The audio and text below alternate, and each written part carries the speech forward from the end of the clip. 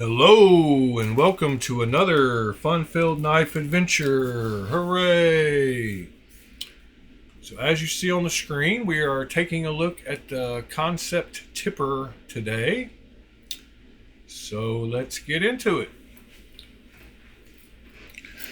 When I cut through this package, I actually cut the plastic on this box. I guess that doesn't damage it at all, but so we got the normal packet of papers that I've never once opened from Kansept. I hope there's not like $100 bill in here every time because I have never opened it. And we got the knife pouch with the knife and a pack of desiccant. So let's get the knife out, put all this stuff to the side, and get into it.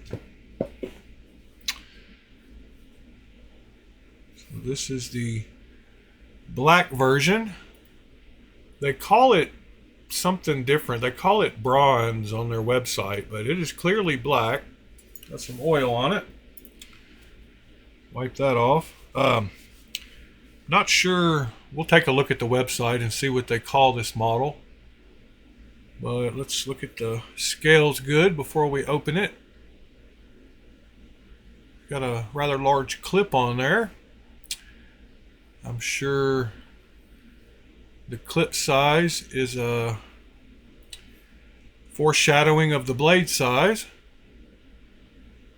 I like the gold bronze pivot collars. So let's open this thing up and look at it. There we go. Look at that blade. Very, very choppy blade, and a big boy at that. I do like larger knives. I have pretty big hands. And as you can see, I can get 4 fingers on this one easily. So that's always good. It does have a little ramp going up to the blade here. There is no jimping. I wish there was a little jimping there. But that is a design choice. Some knives have it, some knives don't. Well, let's check the lockup. Lockup looks to be good, 35%. Not quite 40. The clip looks like it goes past the lock bar relief, so it doesn't look like it would get hung up in your pocket. Not sure if you can see, but there is internal milling down in there. Hopefully you can see those pockets that are milled out on the inside. That helps reduce the weight. Sorry. Let's check the action on it. Feels very good. Reverse flick. Works fine. Regular flick. Works great.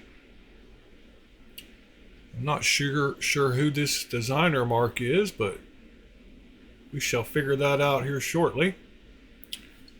Give you some good looks up close at the knife here. It does have S35 VN blade steel. There's the model number also. Yeah, action feels good. It's going to take a minute to get used to the reverse flick location. It's kind of further down. The studs are further down than normal, but you get used to that after you use a knife for a few days. Still very easy to open. Has great action. Alrighty, let's get some measurements of this big boy. Starting with the weight.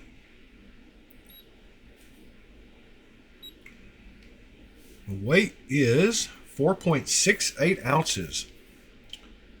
So even though it is this big, it's a little over 4.5 ounces, which is great. Let's get the overall length of it. Let's see, from this blade tip all the way to the back, is it almost exactly 8 inches. And then the blade length is going to be kind of weird to measure, but I'm sure they're calling it right at 3.5. If you add up the two, we got 1.5 and 2, so that's 3.5 that way too, which is kind of weird. Seems like it would be a little more. Did I get that right? Yeah, it's more, probably like, yeah, 2.25 and 1 3/4, so almost 4 when you wrap around the edge there. Let's see, let's get a few caliper measurements here. Make sure we're zeroed out, and let's get this blade width up here at the top. See if I can get it to stand up for me. Come on, knife, act right. There we go. Let's see what we got here. At the widest point back here, it looks like it's 0.147. Yep, 0.1475. And it tapers all the way down behind the edge here to 0.022. So that is pretty slicey. It is a flat grind, I do believe. Let's see, what is the width of the scales or handle at the widest point? 0.506, so a little over 1/2 inch. And then with the clip, it is 0.663. Alrighty, that gives us some measurements. I'm going to flip this a few more times. The regular opening with the thumb stud feels great. The reverse flick, I have to reach a little further, but it still feels great. It's already getting more comfortable. But it is a little different than the knife I've been carrying, so doesn't mean it isn't just as easy. It's just I'm not used to it. Let's see. Let's do a few size comparisons here. Starting with the old standards. Spyderco PM3 and Spyderco PM2. You can see it's right between those. A little bigger than the PM3 and smaller than the PM2. That's why those work pretty good as references. This is the Spyderco Shaman. I've said smock a couple of times in videos, and I know the difference. So it is pretty close to the same size as the Shaman, maybe a little smaller. Here is the smock. And it is very, very even with the smock in blade length and in handle length. Here's the good old Walmart Wug Out, the Bug Out clone. Handles are pretty close. It's a little longer in both blade and handle than that knife. Let's see, here's a budget knife I've been carrying lately. This is the Petrified Fish Bunta. Very similar in size to the Bunta. What else do I have here?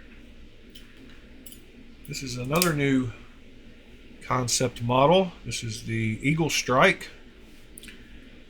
Eagle Strike is a large knife. It's a little smaller than the Eagle Strike. Then here is an integral knife from Kubi or KB Knives, the Eclipse. It is bigger than the Eclipse. Let's see what else I got handy here that I could show you. A lot of people know the size of like a WE Elementum. So you can see its size difference there. And let's see. What else would people know?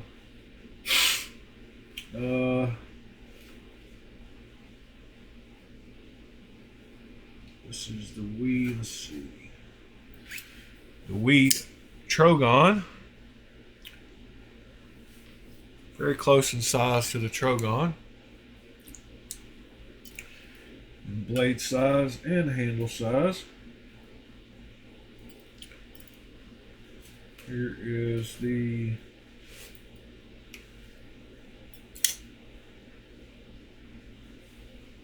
Kunwu XL. You can see the blade.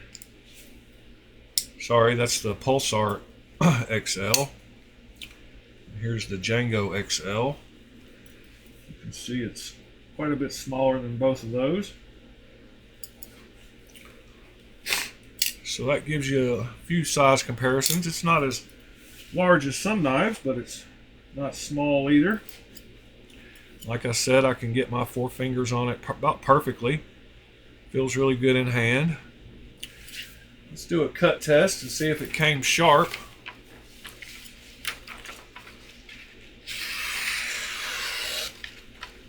Well, that part of the blade did. Let's see if I can get this part of the blade. Felt like this part of the blade all the way from the back of it. If I can get in there, let's see. All the way to the front of it feels sharp. Back part of the blade definitely feels sharp. It wouldn't be difficult to sharpen this knife. You just kind of treat it like 2 different edges. Yes, it is plenty sharp from the factory, and that is important. Some knives nowadays, well, that's me, and the paper bends. It's not the knife. So yeah, came plenty sharp. It's always an added point for that.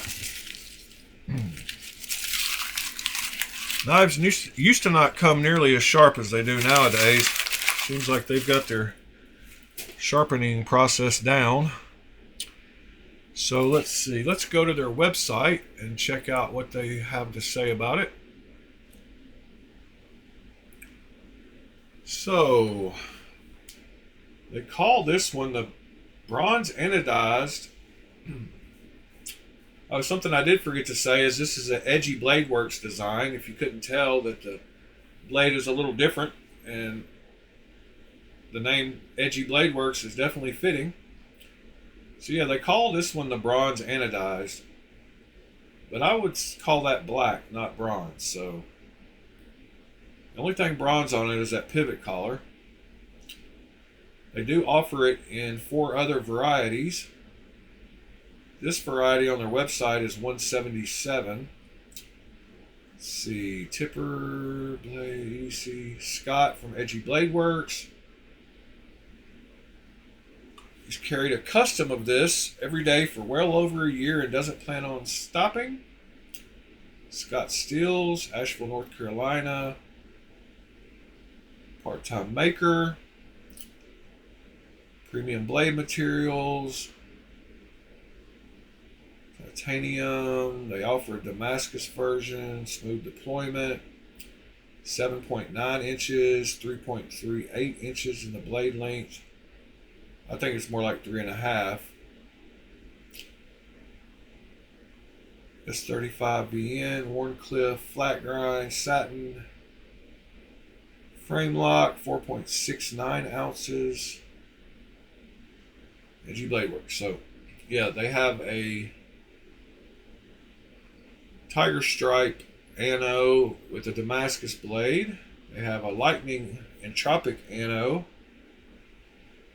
with the Damascus blade. Now this one is the bronze version, I would say. And then they have a blue version, the regular blade. Like how you can see the satin lines on the silver blade as opposed to the black blade. Can't really see the lines on it. So yeah, super cool knife. Let's see what the price of the... They're all within a couple of dollars of each other, $177 to $179, looks like. Yep. Let's see, do we have anything else to go over with this? Let's check the centering on it. Centering seems to be good. Might be a hair towards the show side. Let me make sure. I have not checked the pivot on this knife, so let me make sure that that is fully tightened, because that could definitely affect. And I think I grabbed two T6s. I've got two sets of these laying over here, and I think both the ones I just grabbed were T6s, so let's try to find a T8 here. Alright, feels like it does not have a D-shaped pivot because they're both spinning. But I did get it a little tighter, I believe. See if that fixed the centering. Okay, maybe it just spun. Maybe I didn't actually get it any tighter. Yeah, it's spinning. I do prefer a D-shaped pivot. For this simple fact right here. Because now I have to use the Torx on both sides and somehow grip the other side while I'm trying to turn this side. And then hope they don't slip off and scratch the knife. I think I might have gotten a little bit of tightening down there. Yep, the blade doesn't drop as much. And the centering looks a little better now. So tighten it up just a little bit. Still drops fine. Have to shake it a little bit now, but that's all right. It'll break in. While we're there, let's see. I believe they're using all T8s everywhere. Of course, I grabbed a T6 again. Yep, T8. T8. T8 is the lock bar insert, a T8. The lock bar insert is a T6. And the clip screw is a T6, it looks like. The two body screws on this side, on the clip side, are both T8s, but clip screws, both of them are T6. And the lock bar insert is a T6. So yeah, that gives you a quick overview of the Tipper by Kansept. Great value in knife. S35VN is great blade steel. I believe not long ago it was considered a super steel, so take that for what it's worth. I appreciate you being here. You could be doing anything, but you're watching my video, and it means a lot to me. If you like talking about knives, come join us in the mornings. Every morning of the week for the last 100 days in a row, we have had a show called Blade Talk, where a bunch of us knife enthusiasts sit around and talk about knives for a couple of hours every morning. What knives we like, what knives we don't like, what's coming out this week. We try to answer questions from anybody in the channel, and if we don't know the answers, which a lot of those guys do, we go and look it up live on the stream. So if you got any questions about knives, or how to mod knives, how to anodize knives, how to get into OEMing knives and getting someone to make your knives for you, we can help with all that. So come join us. It's 8 a.m. Central Standard Time during the week and 9 a.m. on the weekends. Yeah, so we'd love to see you there and talk knives with you. And like I said, I appreciate you being here, and we'll see you on the next one. Thanks.